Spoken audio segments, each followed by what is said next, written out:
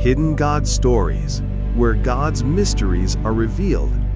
Have you ever wondered how a faith with only 15 million followers could shape the lives, the morals, and even the destiny of billions? It seems almost impossible. Yet Judaism, often overlooked, sometimes misunderstood, stands as the ancient root of both Christianity and Islam. It is the hidden thread woven through humanity's long search for God. Judaism is not just rituals or old laws written on parchment. It is a covenant, a way of life, a spiritual homeland that has carried a people through exile, persecution, even genocide. And still, they endured. And here is the astonishing truth. Without Judaism, there would be no Jesus, no apostles, no gospels, no Quran, no Prophet Muhammad. The faith of Abraham became the bridge that binds together three of the world's greatest religions. This is not just a story about the past. This is about us today. Because whether you realize it or not, the way we think about justice, human dignity, law, and even the meaning of time itself all trace back to ideas first carried by the Jewish people. To understand Judaism is not to study a foreign religion. It is to uncover the foundations of the very world we live in. In this series, Hidden God Stories, we will journey into the heart of Judaism, back to its origins in the promise made to Abraham, into the sacred world of the Torah, the Halakha, and the Talmud, the operating system of Jewish life, to rituals like Sabbath rest and bar mitzvah, anchors of identity, not just traditions. Across continents and centuries, as a people without land or armies held tight to their spiritual homeland, and to the way this small faith became the foundation of Christianity and Islam, shaping the conscience of the modern world. So if you've ever asked yourself, what is Judaism really? And why does it matter to me, even if I'm not Jewish? You are in the right place. Welcome to Hidden God Stories. Subscribe and join us as we uncover forgotten truths, sacred mysteries, and powerful lessons that just might change the way you see God and the way you see yourself. Every great story begins with a promise. And the story of Judaism begins nearly 4,000 years ago, with a man named Abraham. According to the Hebrew Bible, Abraham lived around 1800 BC in the land of Mesopotamia, the cradle of civilization, where the Tigris and Euphrates rivers gave life to mighty cities and countless gods. But Abraham heard a different voice. Not the whisper of idols carved in stone or wood, not the call of a pantheon of local deities, but the voice of one God, invisible, eternal, unlike anything the world had ever known. This God gave Abraham a promise. Leave your homeland. Follow me. I will make you a great nation. Your descendants will be as countless as the stars, and I will give them the land of Canaan as their inheritance. In return, Abraham and his children would worship only this one creator. It was a radical idea. In a world of idols and temples, Abraham swore allegiance to a God who could not be carved, contained, or seen. From this moment, the seed of monotheism was planted, the belief in one God that would define Judaism and later shape Christianity and Islam. The covenant between Abraham and God was not a private pact. It was the birth of a people. Abraham's descendants were not chosen for privilege, but for responsibility, to be a light to the nations, a witness to God's justice and mercy. But the promise did not unfold easily. Abraham's descendants, the Israelites, were tested by famine, exile, and 4 centuries of slavery in Egypt. It seemed the covenant had been broken. Where was the land, the freedom, the greatness? Then came Moses. Born into slavery, yet raised in Pharaoh's palace, he became the unlikely deliverer. Called by God from a burning bush, Moses confronted the mightiest empire of the ancient world and demanded freedom for his people. Pharaoh refused. And so the God of Israel shook Egypt with plagues, split the sea, and led his people to freedom. The Exodus was not just an escape, it was a rebirth. On Mount Sinai, God gave Moses the Torah, beginning with the 10 Commandments. The covenant widened, from Abraham's personal promise to a national charter. The Israelites were no longer just a family. They became a nation, bound together by divine law, by justice, and by faith. The cry of "Let my people go" has since echoed through history, sung in African-American spirituals, invoked in struggles for civil rights, and claimed by all who yearn for liberation. After 40 years of wandering, the Israelites entered the land promised to Abraham.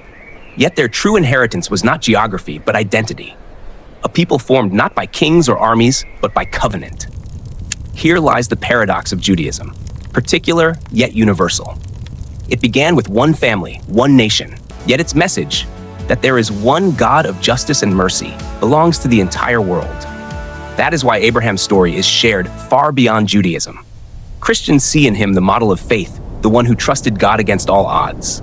Muslims honor Ibrahim as a prophet and builder of the Kaaba in Mecca, and Jews revere him as the father of their people, the first to hear the call of the one true God. So when we ask, what is Judaism? The answer begins here, with a man who left everything because he believed in a promise that shaped not only his descendants, but the moral imagination of humanity. And this is only the beginning. If Abraham and Moses laid the foundation, the heartbeat of Judaism lives in its sacred texts, Yes, the but Torah, it has the been a good one. Halakha, and the Talmud. Not dusty scrolls of the past, but living voices that have guided a people through exile, survival, and renewal. In the next part of our journey, we step into that sacred world of scripture and law to see why Judaism is not only a religion of faith, but a way of life. If Abraham gave Judaism its heartbeat, then the Torah gave it its skeleton, its framework for survival. To understand Judaism, we cannot stop at the covenant. We must step into the sacred world of its texts. The Torah is not just a book, it is the foundation of Jewish life. Traditionally revealed to Moses on Mount Sinai, it contains the first 5 books of the Hebrew Bible: Genesis, Exodus, Leviticus, Numbers, and Deuteronomy. Within its pages are creation itself, the promise to Abraham, the Exodus from Egypt, the 10 Commandments, and a sweeping vision of worship, justice, and holiness. For Jews, the Torah is the eternal guide, God's voice in writing. But the Torah alone does not tell Jews how to live day by day. That role belongs to the Halakha, the way, or the path.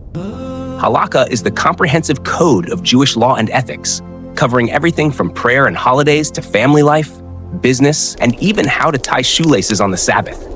It contains 613 commandments, known as mitzvot, and treats even the smallest action as an act of worship. To keep kosher or to rest on the Sabbath is not ritual for ritual's sake. It is a declaration of holiness, identity, and resistance against a world ruled by empires and idols. Yet Judaism is not only about laws, it is also about conversation. That is the role of the Talmud, a monumental record of rabbinic debates spanning centuries. In its pages, rabbis argue, question, and reinterpret the Torah. One says yes, another no, one is strict, another merciful. The Talmud is less about final answers than about keeping the dialogue alive. It teaches that to wrestle with God's word is itself an act of faith. Together, the Torah, Halakha, and Talmud form a complete operating system for Jewish life. They gave the Jewish people a portable homeland, carried across centuries of exile and dispersion. While empires rose and fell, Jews endured, not through armies or borders, but through texts, laws, and traditions that bound them together. To outsiders, Judaism might seem obsessed with detail, rules about food, rest, or ritual. To insiders, every detail is sacred. Every law is a thread in the covenant, a reminder of identity and purpose. This is why Jewish children still learn Hebrew to read the Torah, why Sabbath candles are still lit, why bar and bat mitzvah ceremonies still mark the journey into adulthood. The texts are not relics, they are alive. And this may be Judaism's greatest secret. It is not a religion of abstract belief, but of action, rhythm, and life. The Torah tells the story, the Halakha maps the path, and the Talmud keeps the conversation open. Together they are the spine of Judaism, and the reason this small people survived when mighty civilizations vanished. In the next part of our journey, we leave the scrolls and step into daily Jewish life. We will see how rituals, like the Sabbath, circumcision, and the bar mitzvah, carry the heartbeat of faith, passing identity from generation to generation, from family tables to community halls. The rituals and the rhythm of Jewish life. If the Torah, Halakha, and Talmud are the framework of Judaism, then its rituals are the living heartbeat.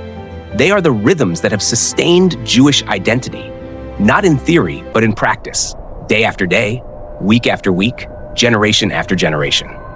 Judaism is not something a Jew only believes. It is something a Jew does. And it is through these rituals that Jewish life becomes a continuous reenactment of the covenant with God. The Sabbath, a palace in time. Perhaps the most distinctive Jew ritual is the Sabbath, or Shabbat. Every week, from sundown on Friday until sundown on Saturday, work stops. Lights are lit, prayers are said, families gather around tables heavy with food, songs fill the home. To outsiders, it might look like simply a day of rest, but in Jewish thought, the Sabbath is far more profound. The Sabbath is a sanctuary in time, a palace that arrives each week to remind the Jewish people that their worth is not tied to productivity, money, or power. In ancient times, when empires demanded endless labor, the Sabbath was revolutionary. It declared that every human being, even slaves and strangers, deserved rest because they were created in the image of God. Today, it continues to stand as a defiant act of freedom, an insistence that life is more than work. The covenant in flesh, Brit Milah. Another central ritual is circumcision, or Brit Milah. On the 8th day after a baby boy is born, Jewish families gather for this ceremony, marking the child with the physical sign of Abraham's covenant. To modern minds, this may seem strange or archaic, but within Judaism, it is a sacred initiation. Brit Milah declares that this child is not only part of a family, but part of a story thousands of years old. It ties him directly to Abraham, to the promise of God, and to the people of Israel. It is both deeply personal and profoundly communal, reminding Jews that their identity is something inherited, cherished, and carried forward. Coming of age, bar and bat mitzvah. At the age of 13 for boys and 12 for girls, Jewish children step into adulthood through the bar mitzvah for boys or bat mitzvah for girls. The phrase means son or daughter of the commandments. On this day, a child is recognized as responsible for keeping the mitzvot, the commandments of the Torah. The ceremony often includes reading from the Torah in Hebrew before the congregation, a moment of profound pride for families. But more than a celebration, the bar and bat mitzvah are statements of continuity. The faith is not only for parents or grandparents, but is now the responsibility of the next generation. In a world where traditions easily fade, this ritual engraves faith into the heart of the young. Festivals and seasons. Judaism is also marked by its festivals, each one a thread connecting memory, identity, and faith. Passover, Pesach, recalls the Exodus when God delivered the Israelites from slavery in Egypt.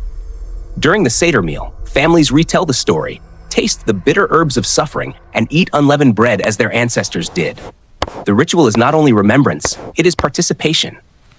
Every generation is meant to see themselves as if they too were led out of Egypt. Other festivals mark the cycles of harvest, repentance, and joy. Rosh Hashanah, the Jewish New Year; Yom Kippur, the Day of Atonement; Sukkot, when families build temporary shelters recalling the wilderness wanderings; Hanukkah, the Festival of Lights; and Purim, celebrating the deliverance told in the Book of Esther.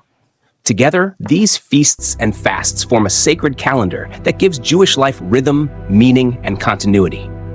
Ritual as resistance, ritual as survival. What makes these practices extraordinary is not only their spiritual meaning, but their role in survival. When Jews were scattered across the earth, living in exile, ghettos, or under persecution, these rituals became their homeland. They could be stripped of land, denied citizenship, even forbidden from owning property.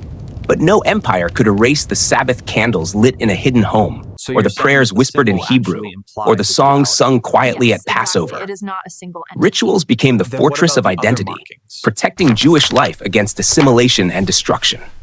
They were small acts with immense power, eating matzah in secret, singing psalms in exile, gathering in makeshift synagogues in faraway lands. Through ritual, Jews carried their homeland within them, wherever they went. The power of symbol and memory. The rituals of Judaism are not empty gestures. They are symbols layered with meaning. Lighting Sabbath candles symbolizes peace, holiness, and the presence of God in the home. Breaking bread and sharing wine recalls the covenant and fellowship with God. Building a sukkah, an outdoor hut for Sukkot, teaches humility, reminding Jews of the fragility of life and the faithfulness of God who sustains. Each act carries a lesson, shaping not only belief, but behavior. The rituals are teachers as much as they are traditions. They instruct Jews in patience, discipline, gratitude, and reverence. They mold individuals into a community bound not by convenience, but by covenant. A life that is sacred, not separate. In the modern world, religion is often seen as something separate from daily life. A few hours in a church or temple, a set of beliefs tucked away in the mind. Judaism refuses that separation. Through rituals, life itself becomes sacred. Eating, resting, celebrating, mourning, all are occasions to remember God. This is the genius of Judaism. It sanctifies the ordinary. A dinner table becomes an altar. A child's coming of age becomes a spiritual milestone. Even suffering is transformed into memory and meaning. In this way, rituals not only preserve the Jewish people, they give depth and dignity to the human experience itself. As we continue our journey, we will see how these rituals and laws did more than hold a community together. They created something deeper, a national identity that could outlast exile, persecution, and even genocide. Is that making more sense now? Judaism is not just a religion, it is also a people, a shared destiny, and a way of surviving against all odds. In the next chapter, we will explore this profound truth. In Judaism, faith and nationhood are inseparable. To be Jewish is not simply to practice a religion, it is to belong to a people bound by a covenant that no exile could erase. Faith and nationhood, Judaism as a survival map. Not only your own life, One of the most remarkable aspects of Judaism is that it has never been only a religion in the way many people understand religion today. For Christians, faith is primarily a matter of belief. For Muslims, it is about surrender to God. But for Jews, Judaism is at once a faith, a law, a culture, and most importantly, a people. To be Jewish is not simply to believe in God or to follow the Torah. To be Jewish is to belong to a story, a family, and a covenant that goes back to Abraham. It is a national identity and a spiritual identity woven together so tightly that they cannot be separated, a people chosen and marked. The Hebrew Bible repeatedly emphasizes that God chose Israel not because of their size or strength, but because of his promise to Abraham. You will be my people, and I will be your God. This chosenness has often been misunderstood. It does not mean privilege or superiority. It means responsibility. The Jewish people were called to live as a holy nation, a community that reflects God's justice and mercy in the world. From this covenantal view, Judaism is inseparable from peoplehood. A Jew is not only someone who practices Jewish rituals, but someone born into the story. Even those who do not keep every commandment or attend synagogue still carry an identity that is communal, historical, and deeply spiritual. A homeland without land. For most nations, identity is tied to a homeland. Greeks have Greece, Chinese have China, Americans have the United States. But for nearly 2,000 years, the Jewish people had no homeland. In AD 70, the Romans destroyed the temple in Jerusalem and scattered the Jews across the world.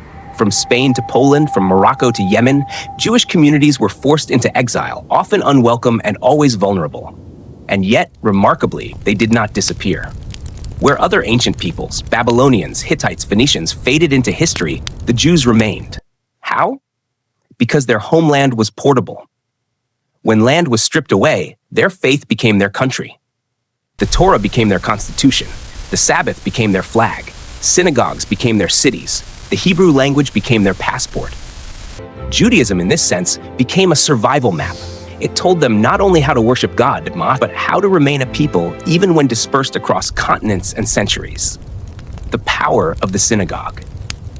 Wherever Jews settled, the first building they established was not a marketplace or a palace, but a synagogue.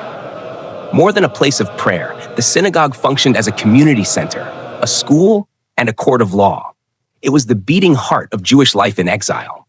Children were taught Hebrew so they could read the Torah. Adults studied the Talmud, debating its meaning. Festivals were observed, life cycle events celebrated, justice administered. The synagogue preserved a sense of belonging that no foreign culture could erase. This was the genius of Jewish survival. They built nations within nations, rooted not in armies or borders, but in shared rituals and texts. The burden of difference. But being a people apart came with a cost. Throughout history, Jews were often viewed with suspicion. They were different. They spoke their own language, followed their own laws, ate their own food. They refused to assimilate completely, no matter where they lived. In medieval Europe, this difference became a pretext for persecution. Jews were confined to ghettos, forced into specific professions, accused of conspiracies, and blamed for plagues. They were expelled from England in 1290, from France in 1394, from Spain in 1492. Yet wherever they went, they rebuilt their communities, their synagogues, their schools. It was as if their very survival depended on maintaining their separateness. And in truth, it did. If they had melted fully into the nations around them, they would have vanished like so many other exiled peoples. But their refusal to abandon their faith kept their peoplehood alive. a nation of memory. More than anything, Judaism preserved itself through memory.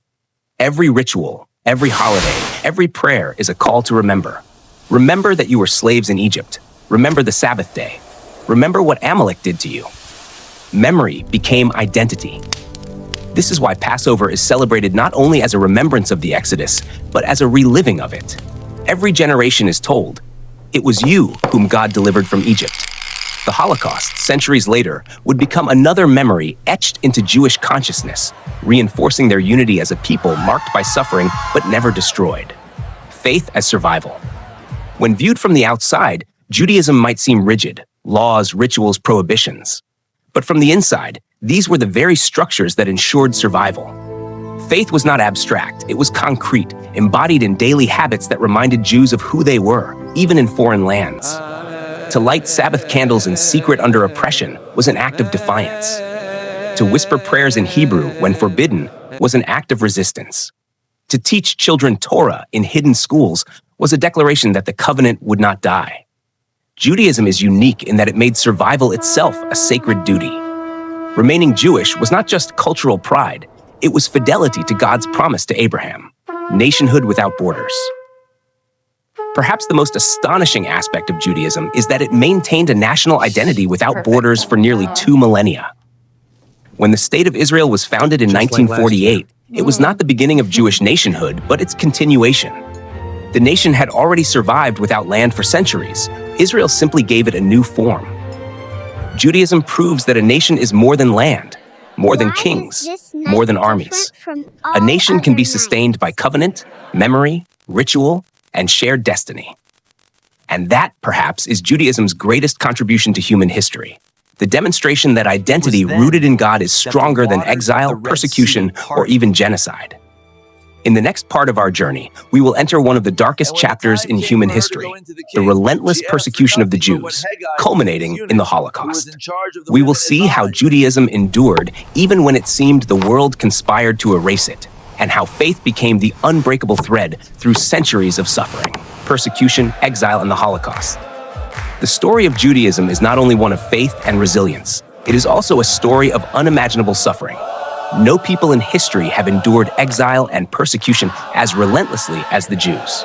And yet, even in the darkest hours, their faith and identity became the very tools of survival. The scattering of a people.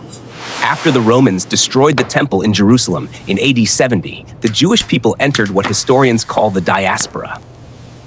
They were scattered across the Middle East, North Africa, and Europe. Without a homeland, they were often treated as outsiders wherever they went. In many Christian kingdoms of medieval Europe, Jews were accused of being Christ killers. They were forced into ghettos, restricted from owning land, and heavily taxed. Rumors and superstitions painted them as villains, accused of poisoning wells during the Black Death, or of using Christian children in ritual sacrifices. A baseless slander known as the blood libel. Persecution was not occasional, it was systematic. Jews were expelled from England in 1290, from France in 1394, and from Spain in 1492, when Queen Isabella and King Ferdinand demanded conversion to Christianity or exile. Each time, families were uprooted, communities destroyed, and yet somehow the Jewish people carried their scrolls, their prayers, their rituals rebuilt in new lands. This is delicious, my dear. The weight of difference. Why this relentless hostility? Partly, it was because Jews remained different. They kept their own laws, their own festivals, their own language. They resisted assimilation. In times of fear or crisis, this difference made them convenient scapegoats. If crops failed, if plagues struck, if empires faltered, blame the Jews. But there is also something deeper. The Jewish insistence on one God, on justice, on Sabbath rest, on being a people set apart, challenged the world around them. Their survival became a kind of silent protest. A reminder that empires rise and fall, but covenant endures. For oppressors, that resilience was both infuriating and threatening. The ghetto and the pogrom. Life in the ghettos was harsh. Families were packed into small quarters, forbidden to leave without permission, marked as outsiders in their own cities. And when violence erupted, as it often did, pogroms swept through Jewish quarters, homes burned, synagogues destroyed, lives lost. Yet even in these places, Jewish life persisted. In cramped ghettos, children still learned Torah. Festivals were still celebrated. The synagogue still echoed with prayers. Persecution never broke the inner life of the community. It only made it more determined to preserve itself. The Holocaust. The abyss of history. But nothing in Jewish history compares to the Holocaust. In the 20th century, centuries of prejudice erupted into industrialized genocide. Under Adolf Hitler's Nazi regime, 6 million Jews, men, women, children, were murdered in an attempt to erase an entire people from the earth. The Holocaust was not random violence. It was systematic, calculated, bureaucratic. Jews were stripped of rights, marked with yellow stars, rounded up, deported to concentration camps. Families were separated on arrival. Some sent directly to gas chambers, others to forced labor, starvation, and medical experiments. The horror is almost unspeakable. Ghettos sealed with barbed wire, cattle cars packed with human beings, death camps like Auschwitz and Treblinka, where smoke from crematoria darkened the skies, mothers holding children in their final moments, entire communities erased in a single night. And yet, even here, in the valley of the shadow of death, Jewish faith flickered like a hidden flame. In ghettos, people risked their lives to light Sabbath candles. In camps, prisoners whispered the Shema, the central prayer of Judaism. Hear, O Israel, the Lord our God, the Lord is one. Some wrote prayers on scraps of paper, buried them in the ground as testimony. Others sang psalms, even as they marched to their deaths. The Holocaust was humanity's deepest failure, but it was also a testimony to the endurance of Jewish identity. Hitler sought to erase not only a people, but the very idea of a covenantal God who protects the weak and demands justice. Yet he failed. Out of the ashes, Jewish life endured. Survivors rebuilt communities, rebuilt families, rebuilt faith. Faith after the Holocaust. For many, the Holocaust raised agonizing questions. Where was God? How could a covenant survive such silence, such horror? Some lost their faith. Others clung to it even more fiercely. For all, the Holocaust became a scar etched into Jewish memory, joining the long chain of persecutions that defined their history. But here again, Judaism's unique strength became clear. Because Judaism is not only about belief, it is about practice, community, and memory.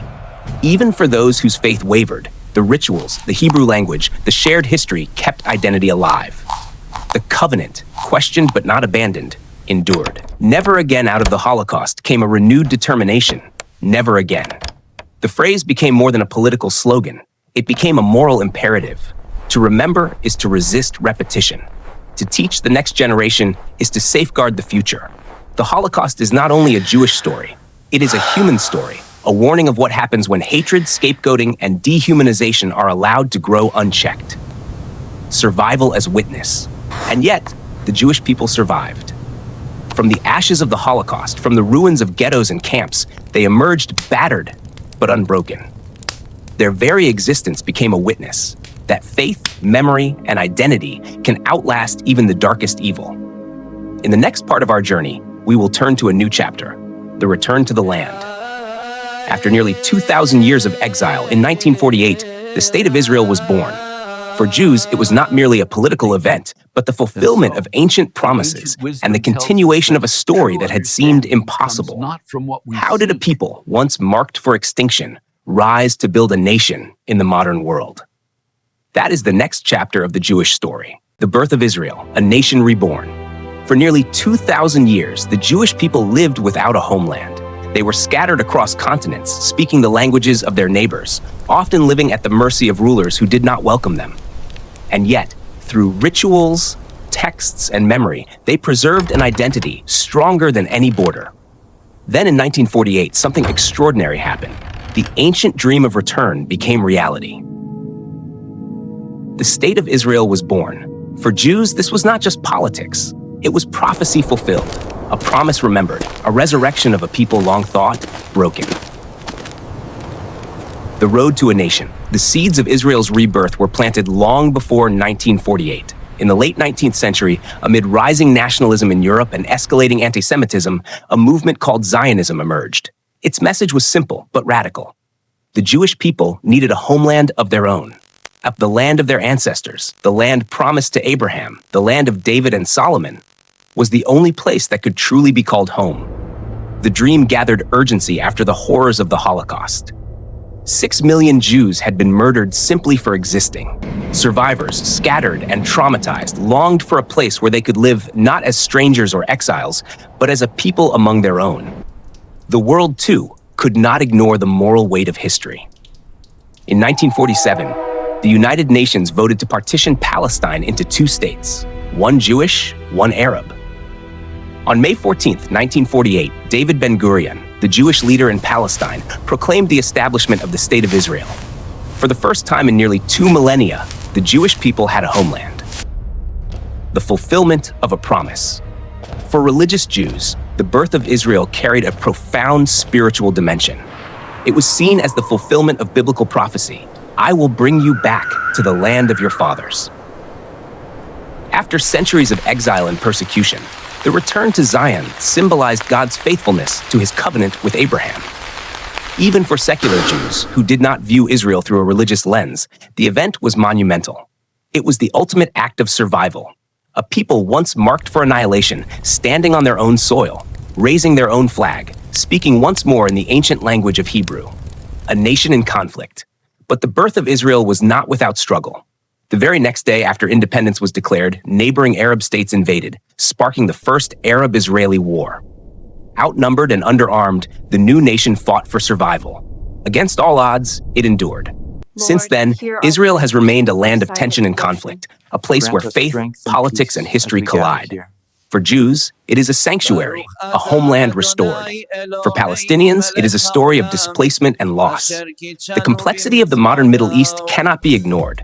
But for the Jewish story, Israel represents something clear and undeniable: the rebirth of a nation thought lost forever.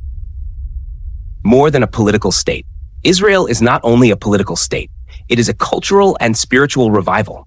In its cities, Hebrew, the ancient language of the Torah, is once again spoken on the streets, taught in schools, sung in songs. Festivals once celebrated in exile are now observed in their original land. Archaeological sites bring biblical history to life in real soil and stone.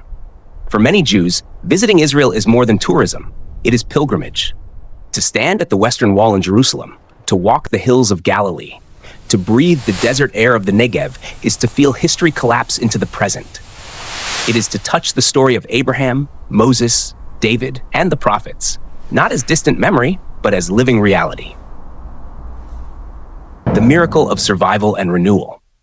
Perhaps the greatest miracle of Israel is not simply that it exists, but that it thrives. Born from the ashes of the Holocaust, surrounded by enemies with limited resources, Israel grew into a modern nation with achievements in science, technology, agriculture, and culture. It became a home for Jews from around the world. Those who fled persecution in the Middle East, survivors from Europe, and immigrants from Russia, Ethiopia, and beyond. Each wave of immigrants brought with them not only survival stories, but traditions that enriched Jewish identity. In this way, Israel became not only a homeland, but a tapestry of the Jewish people, woven together after centuries apart. The symbol of hope. For Jews, the flag of Israel is more than fabric. It is a symbol of hope, resilience, and continuity. The Star of David in blue against a white background recalls the talit, the Jewish prayer shawl. The 2 stripes echo the fringes of that garment, a reminder that prayer and covenant still cover the nation. For the world, the existence of Israel stands as a paradox. A people once nearly erased, now flourishing in the very land promised to their ancestors. It is both a political reality and a spiritual mystery. A living question. Yet Israel's story is not finished. The conflicts remain unresolved. Peace is fragile. The struggle for justice and reconciliation continues. For Jews, however, Israel remains more than a question of politics. It is the living sign that identity and faith can outlast exile and persecution. The birth of Israel shows us something extraordinary: that nations can be reborn, that promises can endure across millennia, and that a people's faith can carry them home, even after centuries, in the wilderness. In the next part of our journey, we will widen the lens. Judaism is not only about survival or statehood. It is about influence. Its ideas, one God, justice, human dignity, history with a purpose, have shaped Christianity, Islam, and even the foundations of Western civilization. To understand Judaism is to understand the moral DNA of the modern world, the shared roots, Judaism, Christianity, and Islam. If Judaism were only about one people's story, it would already be extraordinary. But its reach extends far beyond the Jewish community. From its roots in the covenant with Abraham grew two of the world's other great monotheistic faiths, Christianity and Islam.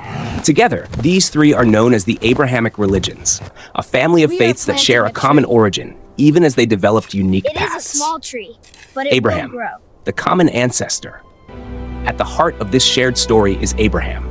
For Jews, he is the father of the covenant, the first to hear God's call, and the one who received the promise of land and descendants. For Christians, Abraham is the model of faith, the man who trusted God enough to offer his own son Isaac, and through that faith became the father of all who believe. For Muslims, Abraham, known as Ibrahim, is a prophet, a man of unwavering devotion, and the one who, with his son Ishmael, built the Kaaba in Mecca, the holiest site in Islam. Three faiths, three perspectives, one figure at the center. The story of Abraham is the bridge connecting them all. Christianity, rooted in Judaism. Christianity was born within Judaism. Jesus of Nazareth was himself a Jew, raised in a Jewish household, shaped by the Torah, celebrating Jewish festivals, teaching in synagogues. His earliest followers were Jews who saw in him the fulfillment of Israel's hopes for a Messiah. The Old Testament of the Christian Bible is, in essence, the Hebrew Bible, the scriptures of Judaism. Stories of creation, Abraham, Moses, the Exodus, the prophets, all are shared. Christianity diverged when Jesus' followers proclaimed him as the Christ, the Son of God, and opened the covenant to all nations, not just the descendants of Abraham, but the roots remained Jewish. Even the central Christian idea of salvation, God reaching into history to redeem humanity, flows directly from the Jewish conviction that history has a purpose, that God is guiding it toward justice and restoration. Islam, a revival of Abraham's faith. Islam emerged 6 centuries after Christianity, but it too traced its lineage back to Abraham. Muslims believe that Muhammad, the final prophet, came not to invent a new religion, but to restore the pure monotheism of Abraham. The Quran tells many of the same stories found in the Torah and Bible: Adam and Eve, Noah and the flood, Moses confronting Pharaoh. Even Jesus appears in the Quran, not as the Son of God, but as a prophet and servant of Allah. Like Judaism, Islam places strong emphasis on law and daily practice. Its Sharia system echoes Judaism's halakha, guiding believers in worship, ethics, and community life. Both faiths sanctify the details of everyday living, from food to prayer to business. Shared themes, shared questions. Despite their differences, Judaism, Christianity, and Islam share several key convictions. Quite subtle, one God, not many gods, not idols, but a single creator who is sovereign over history. Finally finished. Revelation, God speaks, whether through the Torah, the Bible, or the Quran. Covenant, God calls human beings into a relationship of responsibility and faith. Ethics, life is not random. Justice, mercy, and righteousness matter. History as purposeful. Unlike cyclical pagan views, the Abrahamic faiths see history as a story with a beginning, a direction, and an end. These shared ideas became the backbone of Western civilization and beyond. Our modern notions of justice, human dignity, the value of each individual, all carry the fingerprints of these Abrahamic traditions. Family resemblance, family conflict. Of course, sharing roots does not mean harmony. Like siblings, the three faiths have often quarreled, sometimes violently. Christianity, for centuries, defined itself against Judaism, accusing Jews of rejecting Jesus. Islam, while recognizing Jewish prophets, also positioned itself as the final and most complete revelation. The tragic history of crusades, inquisitions, and jihads reveals how often the shared roots have been overshadowed by rivalry. And yet, the family resemblance remains. Whether in churches, synagogues, or mosques, prayers rise to the same God of Abraham. Each faith insists on moral responsibility, on the dignity of human life, on the sacredness of community. Why this matters? In our fractured world today, remembering these shared roots is more than history. It is hope. If Jews, Christians, and Muslims can recognize that they are branches of the same ancient tree, perhaps they can find common ground in their shared call to justice, mercy, and peace. For Christians, learning about Judaism is not about studying another religion. It is about looking into the mirror of their own faith's origins. For Muslims, acknowledging the common heritage with Judaism reminds them of the deep threads of connection. You always say And that. for Jews, Understanding their role as the root of this family underscores the weight of their covenant and their enduring influence on humanity. The bridge that still stands. Abraham's covenant is not just a story of the past. It continues to echo today in every synagogue, every church, every mosque. It is a reminder that for all our divisions, humanity is still tied together by the ancient promise of one God who calls us to live with faith and righteousness. In the next part of our journey, we will explore how Judaism's influence extends even further, beyond religion, into the very foundations of Western civilization. Our concepts of justice, human rights, and the dignity of the individual are not secular inventions. They are gifts rooted in the covenant first given to a wandering nomad named Abraham. Judaism's influence on Western civilization. When we think of Western civilization, we often picture Greece and Rome, the philosophers, the republics, the empires. We think of democracy, law, and reason. But beneath these visible foundations lies another layer, quieter yet deeper, without which the West as we know it could not exist. That layer is the legacy of Judaism. One God, one moral order. The Jewish conviction that there is only one God was not just theological, it was revolutionary. If there is one God, then there is one truth, one justice, one moral order binding all people. This idea shattered the ancient world of polytheism, where morality was relative and gods could contradict one another. From this conviction grew the belief in universal ethics, that human life has inherent dignity because all are made in the image of God. Today, we take for granted the idea that every person has value, that human rights are not given by kings or governments, but are intrinsic. That is not Roman. That is not Greek. That is profoundly Jewish. History as a story, not a cycle. The Greeks and Romans saw history as cyclical, empires rising and falling endlessly, seasons repeating without direction. Judaism introduced a different vision. History is a story. It has a beginning, a purpose, and an end. God is guiding it toward justice and redemption. This linear view of time changed everything. It gave birth to progress, to the idea that tomorrow can be different from today, that injustice can be overcome, that history is moving somewhere. Modern notions of social change, revolution, and hope all trace back to this Jewish insight. Law above kings. In the ancient world, rulers were gods. Pharaohs, Caesars, emperors all claimed divine authority. The Jewish tradition turned this upside down. Even kings were subject to the law of God. David and Solomon were great, but they were not above the Torah. Prophets like Nathan or Jeremiah could confront kings and hold them accountable. This principle, that no one is above the law, would become a cornerstone of Western political thought. From the Magna Carta to the American Constitution, the idea that power must be limited by a higher law reflects the prophetic tradition of Israel. Justice for the weak. Another Jewish contribution is the radical concern for the vulnerable. Do not oppress the widow, the orphan, or the stranger, the Torah commands. Ancient societies cared little for the weak. Power was the measure of worth. Judaism declared that justice must protect the powerless, that God himself hears the cry of the oppressed. This ethic would inspire later Christian teaching and, centuries afterward, movements for abolition, civil rights, and human dignity. When Martin Luther King Jr. preached justice, he quoted the Hebrew prophets, "Let justice roll down like waters, and righteousness like a mighty stream." The moral imagination of the West is deeply Jewish. The Sabbath and human freedom. Even the idea of rest has Jewish roots. In the industrial world, weekends are normal. But in the ancient world, the notion that every person deserves a day of rest each week was unheard of. The Sabbath declared that humans are not slaves to labor, that time itself can be sanctified. This vision shaped modern labor movements and the belief that workers deserve rights and dignity. It is why the weekend exists. It is why we pause. Education and the Word. Judaism is also a religion of the book.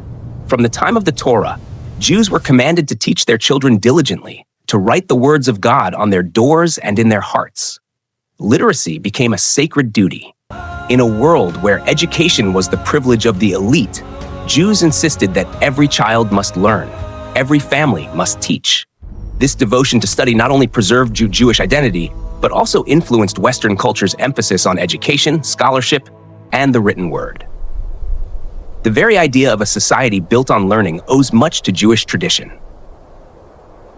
Seeds of democracy. While democracy is often credited to Athens, the Hebrew Bible introduced key ideas: the equality of all before God, the need for leaders to be accountable, the distribution of authority among judges and elders. Israel's tribal assemblies and councils were not democracy in the modern sense, but they planted the seeds of governance by consent, not by divine tyranny.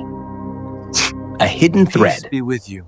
Much of Western civilization rests on a dialogue between Athens, Rome, and Jerusalem. Greece gave philosophy, Rome gave law, but Jerusalem gave conscience. Without Judaism, the West might have been brilliant, but it would have lacked a moral compass. It would have been clever, but not compassionate, powerful, but not just. The paradox of influence. Ironically, while Jewish ideas shaped Western civilization, Jews themselves were often excluded from it. Persecuted, confined, and marginalized, they lived at the edges of societies their own teachings had helped to build. And yet, their influence endured, often unacknowledged. Why this matters today. In our modern world, where human rights, justice, and the dignity of individuals are considered universal values, it is worth remembering their source. These ideas did not emerge from nowhere. They are part of the Jewish gift to humanity, a gift born of covenant, law, and suffering. To study Judaism, then, is not merely to study one religion.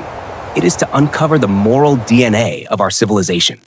It is to understand why we believe history has meaning, why we value freedom, why we fight for justice. In the next part of our journey, we will return to the heart of the Jewish experience, not just influence, but endurance. We will see how, despite persecution and misunderstanding, Judaism remains a testimony to the power of ideas and to the God who called a small people to carry them. The power of ideas, Judaism's enduring witness. Throughout history, empires have risen and fallen. Mighty armies have marched, kingdoms have expanded, and rulers have carved their names into stone. Yet most of those empires are now dust. Babylon, Assyria, Rome, once unstoppable, now silent ruins. And yet the Jewish people remain. Ideas stronger than armies. How is it possible that a people so small, so often oppressed, could endure when greater powers vanished? The answer lies not in weapons or wealth, but in ideas. Other nations depended on fortresses and legions. The Jews carried scrolls. Others wielded swords. The Jews wielded words. And words proved stronger. The Torah, Halakha, and Talmud created a portable homeland of ideas. These ideas could not be burned by fire or erased by exile. They lived in memory, in prayer, in ritual. They lived in the hearts of parents teaching children, rabbis teaching students, communities gathering to remember. This is why the Jewish people endured, because they carried a vision that transcended borders and centuries. A vision of one God, of justice, of dignity, of history as purposeful. Empires could destroy temples, but they could not destroy a story. Witness through suffering. Jewish survival is not only about persistence, it is about witness. Every time the Jewish people endured persecution, their survival itself became a message. It said, hatred does not have the last word. Genocide cannot erase covenant. Darkness cannot extinguish light. In medieval ghettos, the very act of lighting Sabbath candles was a declaration of faith. In Nazi camps, whispering a prayer was an act of rebellion. In exile, teaching Hebrew was a refusal to forget. Each act of endurance carried a message to the world that faith, law, and memory are stronger than oppression. The Jewish identity, a web of belonging. One of Judaism's unique strengths is that identity is not fragile. It is not based solely on belief, which can waver, nor solely on land, which can be taken. It is a web of belonging, woven through family, ritual, memory, and law. A Jew who doubts still belongs. A Jew who does not observe every law still belongs.